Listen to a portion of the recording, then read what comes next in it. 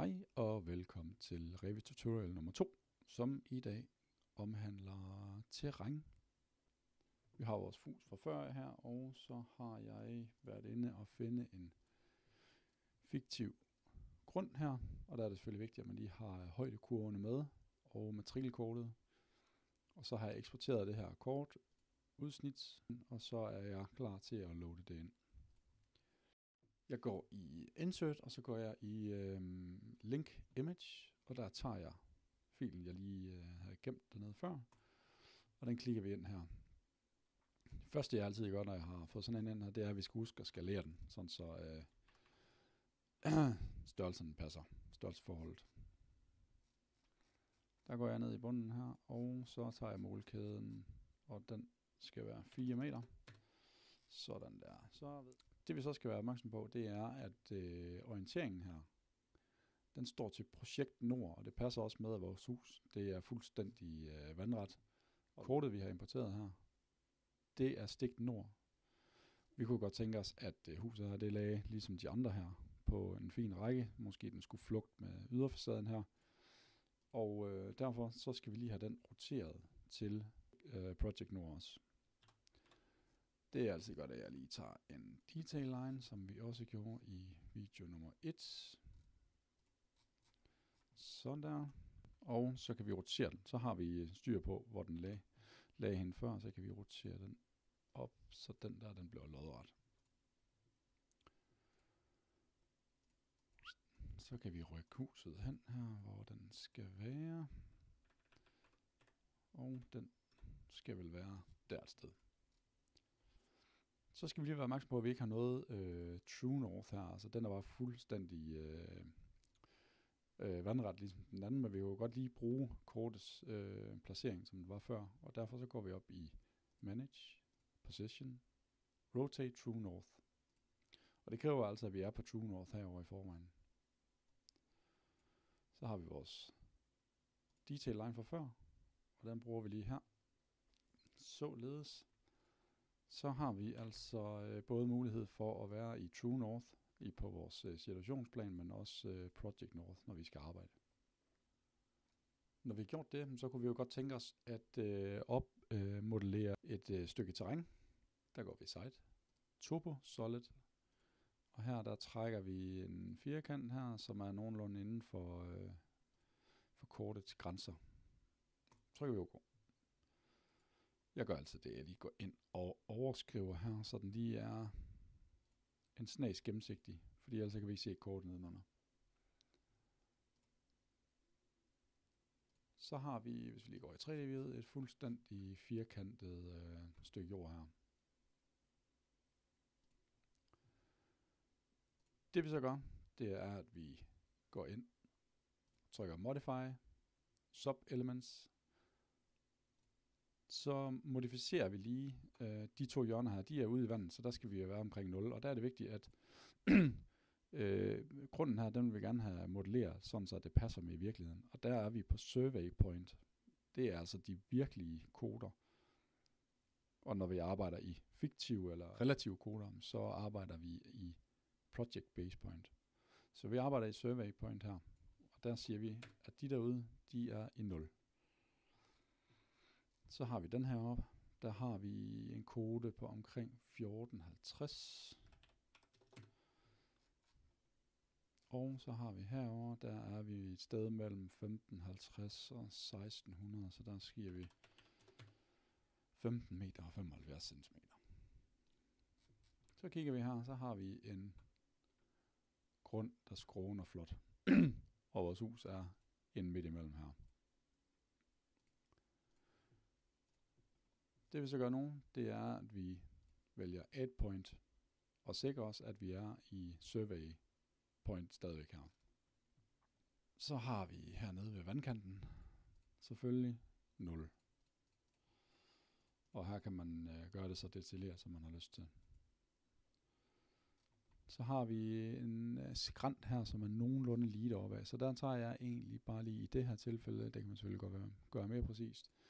Men der springer vi lige op til 3 meter her. Så der er nogle punkter ind. 3 meter. langs den her kurve fra SDFI-kort. Således. Så har vi en lille skrænt der. Går vi tilbage, og så går vi lige op og ser, hvad vi er oppe i her. En skrænt mere.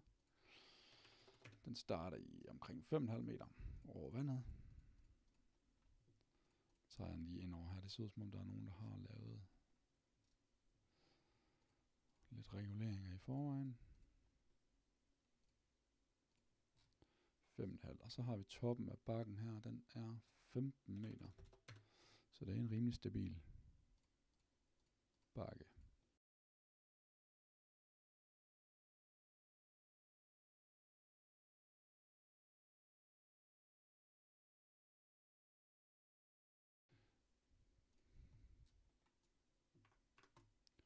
Således. Så har vi en i grunden her. Det jeg så ville gøre, det var, at jeg ville sikre mig, at mine facader, de her, at mine views, de ligger så meget op af facaden som muligt. Så jeg vil gå i vestviewet her, eller det hjørne, hvor jeg vurderer er højest i terrænet.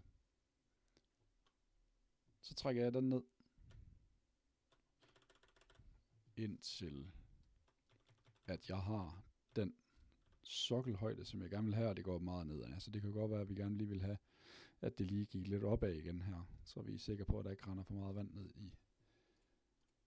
i murværket og i fundamentet her. Så ser det sådan her ud. Men går vi så på situationplanen nu, og går i antaget, spot elevation, så passer vores elevations ikke mere. Og vi er på survey point her. Så man kan se, så er den cirka 1 meter under. Så går vi i nord, eller i et hvilket som helst facadeview, og der kan vi se, at vi har 2 forskellige trekant og en cirkel her. Cirklen her, det er project base point. Det er vores nulpunkt.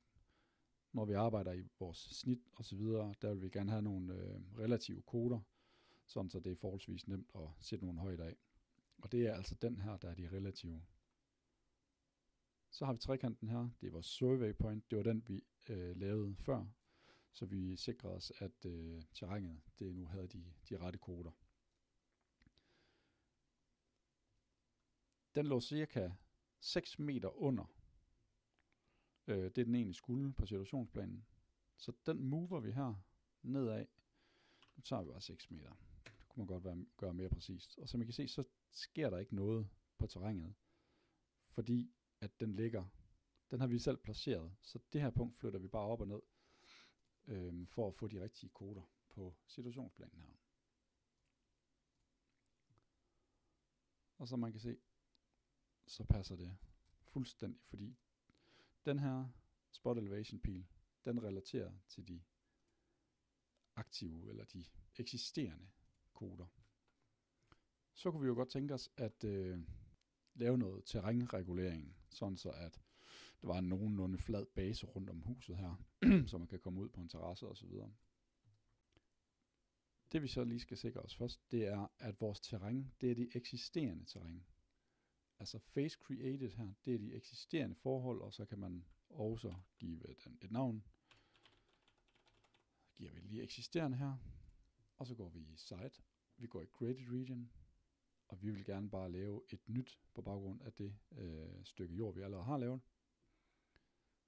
Trykker vi på den. Så har vi så lavet et nyt stykke jord, som er fuldstændig med en til hinanden. Du kan se, at den står i new construction. Så kan vi give den en her, så vi nemmere kan finde rundt i det. Så havde vi i vestviewet her en nogenlunde idé om, at vi kunne nok godt tænke os, at grunden skal nok heroppe omkring 57-50 eller sådan noget i survey-koderne. Så der tager vi den nye, og det er vi sikre på, at det er den nye her. Så æder vi point. 57-50, og dem sætter vi rundt om huset her. Således. går vi herover, og så kan vi se, at nu har vi lavet noget terrænregulering. Det der så er det smarte ved at lave 2 forskellige, det er så, at når vi går over på vestfacaden her, så kan man både se det eksisterende og det nye terræn. Og oftest når vi bygger hus på den her måde, så er højdegrænserne og de skrå højdegrænseplan og højden på huset, det er jo i forhold til de eksisterende forhold. Så her har vi mulighed for at gå ind og sætte. Dengang vi startede på byggepladsen, der var der altså de her forhold her. Så har vi mulighed for både at sætte de fremtidige, men også hvad den var før. Sådan så at kommunen og hvem der nu skal se det, kan se, hvor meget terrænregulering der er blevet lavet. Så man kan se på situationsplanen, så gælder det samme. De er oven i hinanden, og de eksisterende forhold, de bliver stiftet, og så er de nye, de er helt synlige. Så kunne det jo godt være, at man gerne vil have en vej på her, og det kunne være fedt, at det ikke bare var en field region, sådan så den både kunne ses på situationsplanen, men også på 3D-views og facader osv. Trykker vi på jorden, den nye, så trykker vi Subdivide. Her har vi mulighed for at gå ind og lave et stykke jord, som skiller sig ud af hovedstykket, kan man sige. Her laver jeg en spline nedad følgende den her vej her. Og den kunne vi godt lige tænkes at offsette. Lav dernede af, og den skal lige fyldes ud en gang.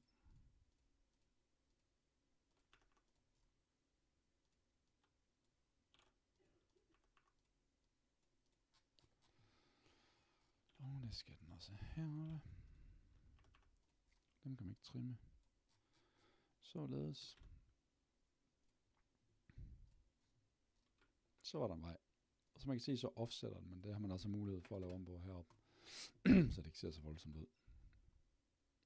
Det der er smart ved at gøre det på den her måde også, det er, at skulle man lave en vej ned over den her bakke her, så følger vejen automatisk konturerne.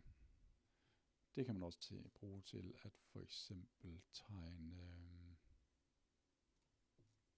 vandkanten ind her. Tager igen lige en spline.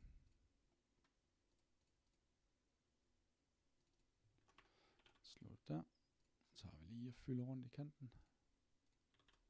Således. Den tager vi lige 5 over. Dupti. Og den har vi så mulighed for at give et andet materiale selvfølgelig også. Se om der var noget havvand, det var der så med. Sådan. Det kunne også være, at man synes, det kunne være fedt, at man ligesom kunne se, hvordan grunden den tog sig ud. Kunne vi lige tegne rundt her.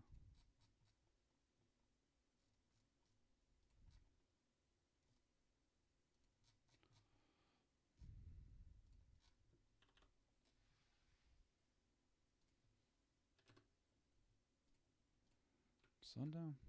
I site her, der er der også mulighed for at sætte nogle træer ind.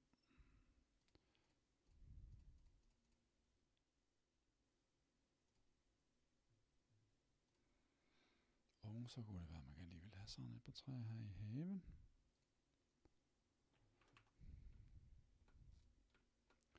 Og så har man faktisk en ret præsentabel situationsplan, 3D og så videre. Og de her ting, de er jo rigtig gode at bruge med ind i Twinmotion, når man laver renderingerne, så man kan se for eksempel, hvad der er vej og hvad der er hav og så videre.